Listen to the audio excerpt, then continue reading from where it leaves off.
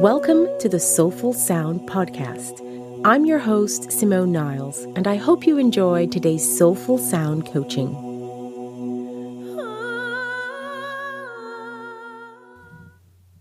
Welcome to a new episode of Soulfull Sound Coaching. This episode is all about making the changes that get you closer to doing what you love. Too many people are in work they don't love. Let's face it, work they hate, work that drains them, work that they can't wait to leave. And if this is you, or maybe work is, just okay, but you want to love it, put these actions in place and see how things can shift for you. Action number 1 is to know what it is that you want to do. So you're most likely frustrated and you know that you want to just get out of this work situation. However, this isn't enough to make a successful change. You might be clear on what it is that you want to get away from, and it is super important that you know what you want to go towards. Because as clear and specific as you can be, the more you have a bullseye target to aim for. So be as clear and specific as you can be. And the clearer you are, the easier it will be to achieve it. However, if you don't yet know what it is that you want to do, that's also okay. Take the time to figure it out because you need to know to put a strong foot forward. The good news is that you really can't get it wrong because sometimes figuring out what you want means trying new things.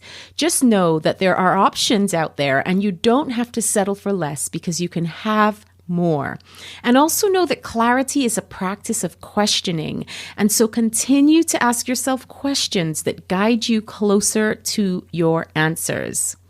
Action number 2, find out what has stopped you so far and do something different. What has stopped you from making changes before now? What's keeping you in the job outside of, some of the obvious things that come up for people like financial security or just, it's easier to stay than it is to move, things like that. Now, it's really important to acknowledge what it is that has stopped you so that you can move forward. And you want to be able to remove these obstacles so that they're no longer in your way. Is it an internal obstacle, for example, like fear or self-doubt or your mindset? Is it an external obstacle like lack of skill or not having your finances in order? Most likely a combination of both. Well, make a list of all of your obstacles, at least all of the ones that come up for you right now, in one column. And then in the opposite side, write down what you'd like to feel or have instead, or the solutions or ways to get rid of them. You don't have to have all the answers, but by doing this exercise, you begin to open yourself up to the possibilities of overcoming the obstacles that come up for you. Action number 3, start setting goals for the short, mid, and long term. Now, let's say that you know what it is that you want to do as your life's work, or certainly the next stage of your life, and it might seem far away from where you are now. So it's really important to see smaller steps that will eventually lead you towards your goal. Start with the big one and work backwards in time so that what you do today counts towards your ultimate goal. So for example, start with where you want to be in a year, then where you need to be in 6 months' time, then where you need to be in 1 month's time, and what you need to be doing today. This way, your actions then are aligned with what you really want, and you avoid spending time on things that just don't get you where you want to be. Action number 4, create a plan of action to support your goals. There's nothing like having a to-do list which stays unchecked. You can have the best, most realistic goals, but will achieve nothing if you do not take action. Put a plan in place which is aligned with your goals and commit to doing them. This is the only way you will reap results. Your plan must include deadlines so that you hold yourself accountable to your goals. Action number 5, make space and time in your life now to take action. It is really important to make the time in your current situation to follow through on your actions. If you are too busy doing what you don't want, you will not have space to do what you really really want. So making the time is a priority.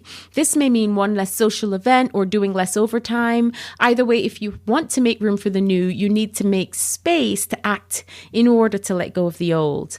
Ask yourself these two questions. What am I willing to sacrifice? And what am I not willing to sacrifice? This will help you get clear on where you can carve out space in your life. Action number 6, make sure you create the energy and motivation to follow through. Right, so in action 5, I told you to make time to take action, right? Well, here's what's also important. Giving yourself time to relax, reflect, and refresh so that you have the energy and motivation to be consistent. Schedule into your diary your personal time and only do in that time what you know will boost your energy. That could be exercise, meditation, or more sleep. You matter, so make sure to optimize you so that you can optimize your performance. Action number 7, be consistent with your action. Once you've got a plan in place, you've carved out time to make changes, and you've optimized yourself, it's time to take action. But taking action is not a one-off trick. It has to be consistent for you to reap results. So do something every day towards doing what you love. One small step every day will add up over time, and this is much better than one big step at once. Action number 8, get support on your journey towards success. Often when people start to make significant changes in their lives, people around them offer their thoughts, positive and or negative. Do not let anyone negatively influence your journey. Instead, surround yourself with those who empower you and offer the kind of support that will help you to grow. Action number 9, celebrate your achievements along the way. When you start to make progress, celebrate. There will be ups and downs on this journey, and it is important to recognize when you have achieved something. It feels good to be praised, and so what this celebration does is brings a sense of achievement. It then encourages you to keep achieving, because who doesn't like to feel great? Remember that every step you take is one step closer to your goal, and that while being focused on the destination is important as well, equally enjoy the journey there. So there you have it, folks, your 9 actions to take in order to do what you love. So here's a quick summary. Know what you want to do. Find out what has stopped you so far and do something different. Start setting goals for the short, mid, and long term. Create a plan of action to support your goals. Make space and time in your life now to take action. Make sure you create the energy and motivation to follow through.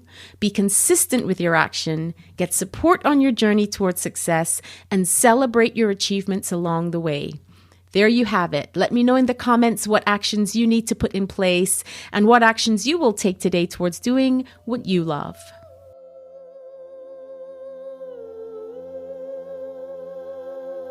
Thanks so much for tuning in. I hope you've enjoyed this episode. Please feel free to share it with your friends, and remember to subscribe. From my heart to yours, sending you love, healing, and sound wherever you are.